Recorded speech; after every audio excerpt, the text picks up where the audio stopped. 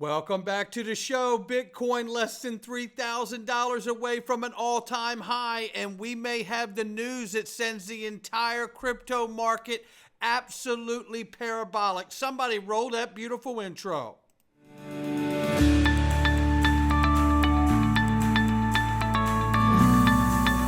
Digital Perspectives with Brad Kimes.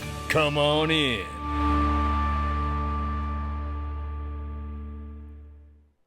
Welcome back to the show. You can follow us on Twitter, YouTube, and digperspectives.com for exclusive content. Right now, $2.52 trillion market cap for crypto. The market is up 2.4%. Right now, Bitcoin 71,500 plus. 73,000 being the high, ladies and gentlemen. We're now $1,500 away from the all-time high of Bitcoin. You know what happens when Bitcoin goes parabolic, historically speaking?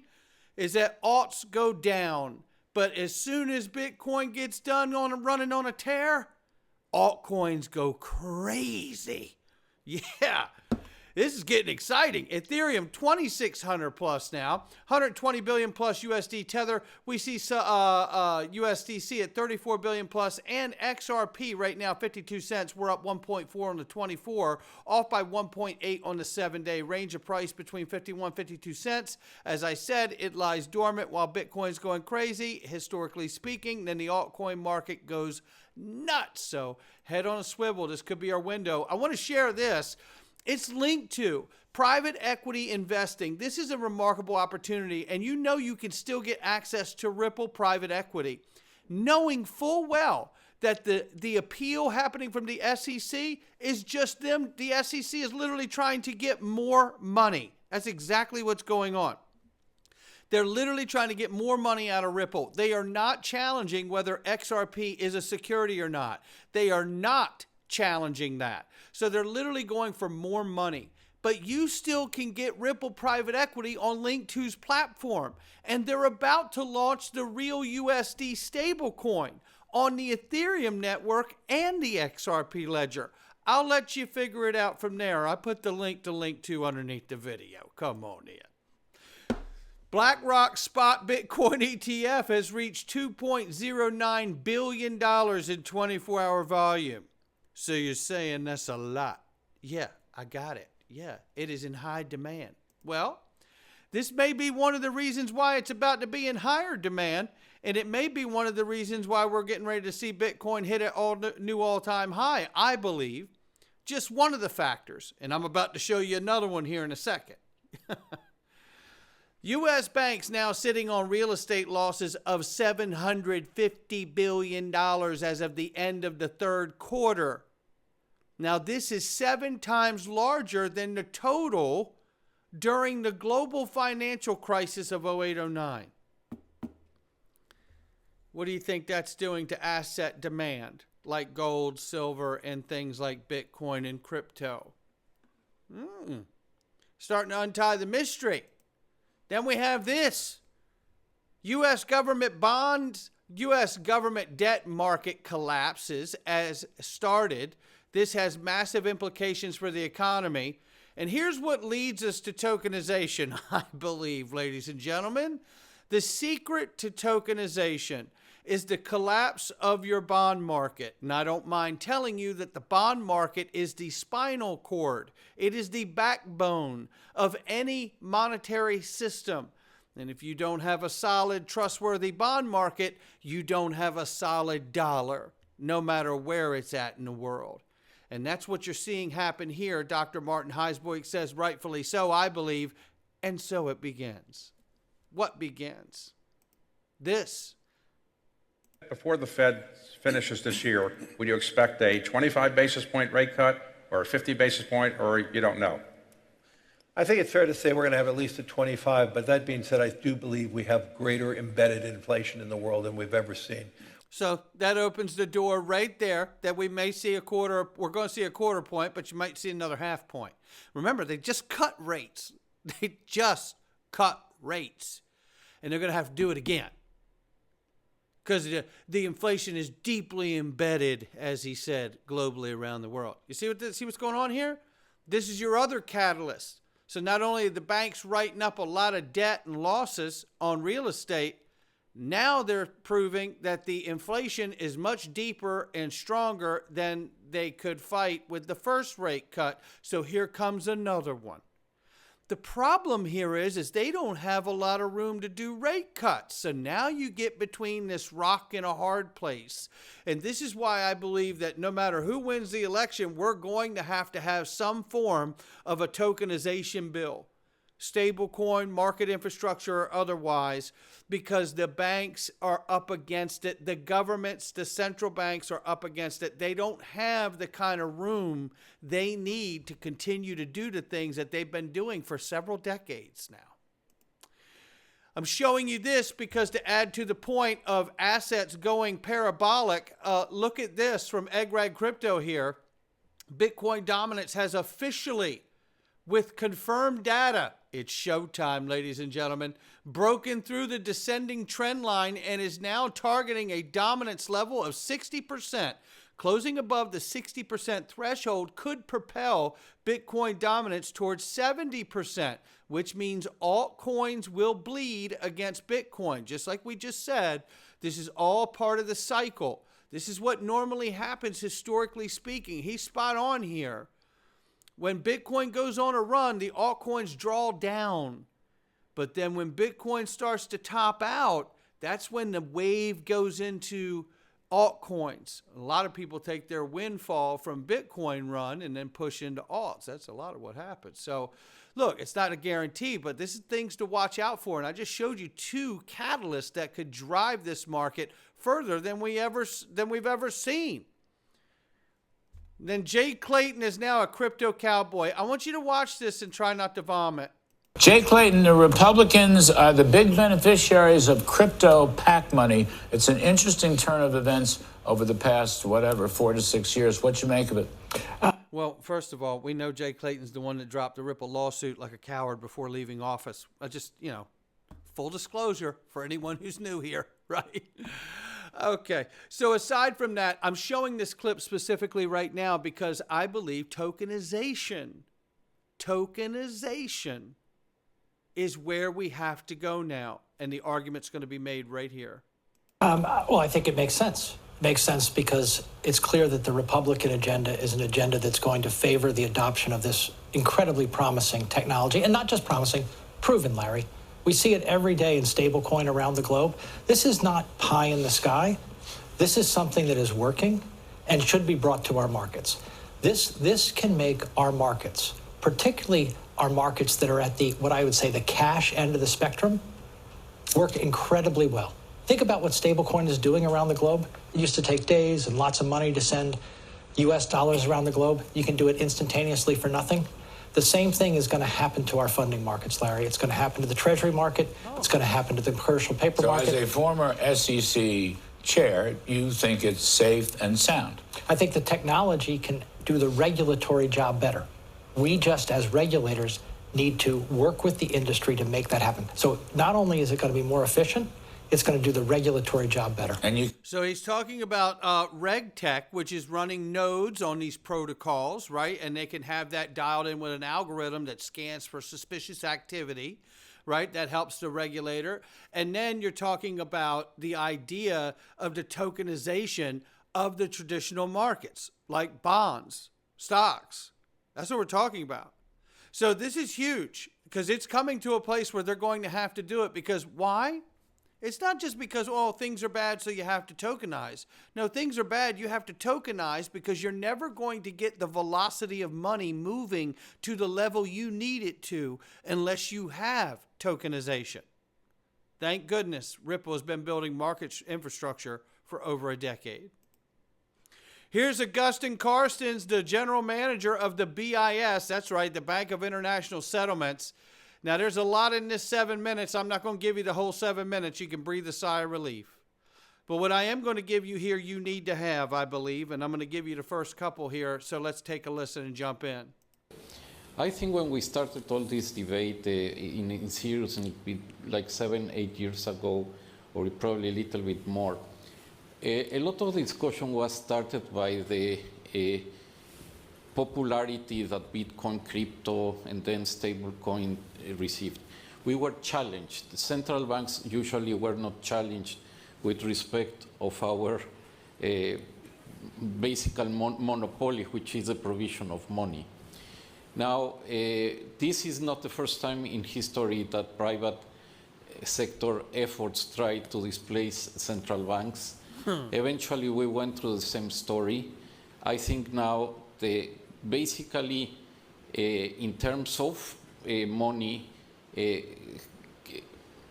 legal tender has reestablished its role, and that's because it has come to fruition that there are at least three things that are important that central bank money has, and the money also supported by commercial banks.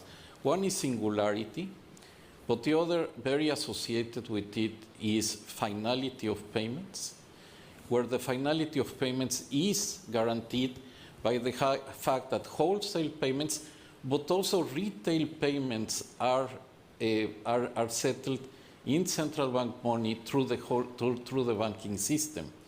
So he goes on to say he's not a fan of stable coins, but I want to bring you to a part here that you need to hear.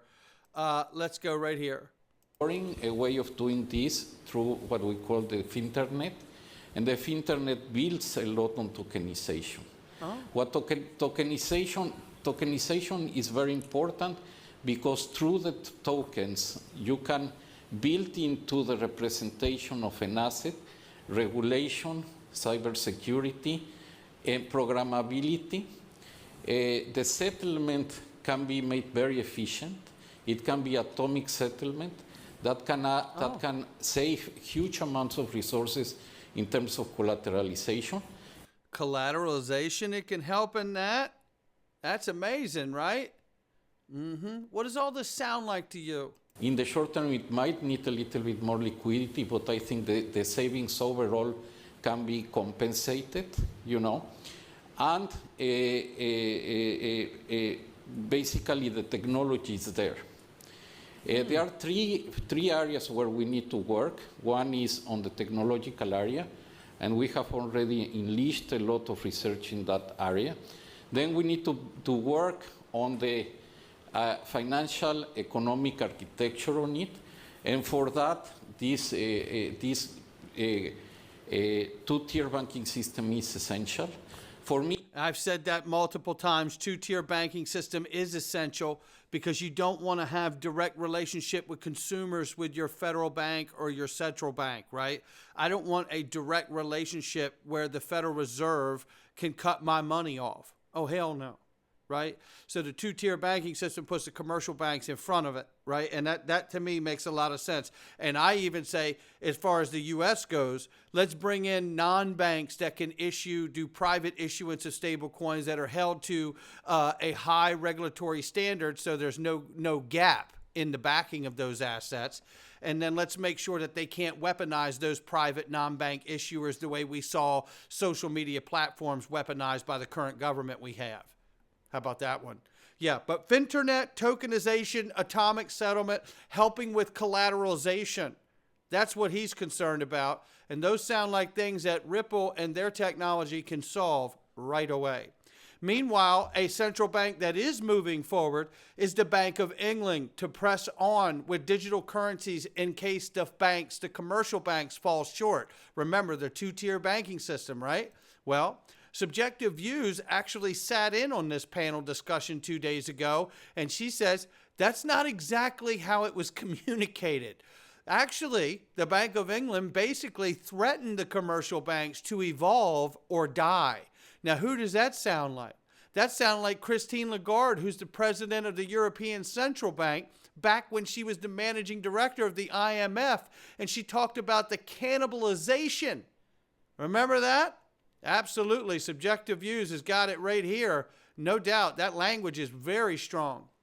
Here is the Bank of England Governor Andrew Bailey says Bitcoin isn't a credible medium of exchange and doesn't have singleness of value. I'm just going to pop in here. Those two things are aligned is critical to the system. It's critical to the monetary system, critical to the financial system. And of course, it's achieved by a mixture of central bank operations, bank regulation, deposit protection.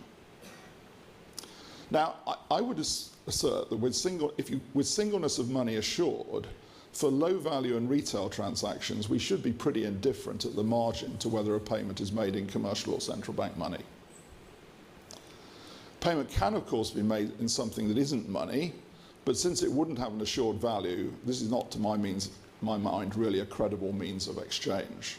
And yeah, I think that is, for instance, one reason why we have not seen something like Bitcoin take off as a general medium of exchange, because it doesn't have that singleness of value. So there you have his thoughts on Bitcoin. And then we know at the same time, one of the BRICS partners, India, banks are trialing Ripple's XRP for faster and safer bank transfers. You know, if you go down into this, and I just showed you, yesterday, day before, the BRICS original members, Brazil, Russia, India, China, South Africa. We showed you connections to each of those countries to Ripple and XRP. And just going further here to just step this up, Ripple partners with India's banks to improve transaction efficiency and security. The Digital Rupee project advances while banks explore Ripple's cross-border solutions. India's banks are piloting Ripple's XRP ledger to improve bank-to-bank transfer with faster decentralized technology. We know this, right? Specifically, they're talking about Kotak Mahindra Bank, and it could reshape how banks in India handle money payments. I want to get down to this part. RippleNet's network is expanding across India with banks like Axis Bank and Yes Bank. Remember Yes Bank? Remember my story from 2019 at Ripple Swell in Singapore? The representative from Yes Bank, I asked him, I said, forgive me for asking this question, but are you ever going to use XRP? He laughed at me, dropped his fork while we were eating lunch on his plate, and said, are you kidding me, my friend? Of course we're going to use it. Why do you think we're here? The food? And we all laughed, and I was the brunt of the joke, and I was totally fine with it. When you fly that far around the world, I'm not going to not ask the question. And then you have this, Codius. Codius is a smart contract platform that was very, very hot in the early days of Ripple. It was put on the back burner after some time, but it never died as many claim that it did. In fact, Stephen Thomas makes a remark here that there's a new version coming and you better watch out. Some things going on, and one of those things is a new version of Codius. So I don't want to say too much yet because it's obviously still very early days. Well, you know what? You said enough right there to get us all excited. I can tell you that. And to make it simple as possible, this is why you need Interledger Protocol, which was donated to the World Wide Web Consortium. That is the Internet Standards Body Committee that oversees the standards and principles of the Internet globally. And the Interledger Protocol was donated to them by Ripple and Stefan Thomas. And basically, this is what it does here. It could be widely adopted before you can expect Codius. Codius applications can pay each other using any currency using Interledger. Built-in payments. The ILP can interface with anything, just the way TCP/IP does. That's why it's called the ILP. XRP-Crypto puts the countdown to breakout. Oh, I love this. In just 2 days, the breakout price target is dropping down to 59 cents, specifically 0.5930. This could be our moment, but patience is key in case we need more time. This is what I'm talking about. How exciting could this be if we're 2 days away from a serious breakout? That would be remarkable. Either way we go, I think we are very close, whether it's 2 days away or not. And I'm grateful for all of the technical analysts like XRP-Crypto out here who shares this information with us. Let's keep our head on a swivel and stay steady, stay strong.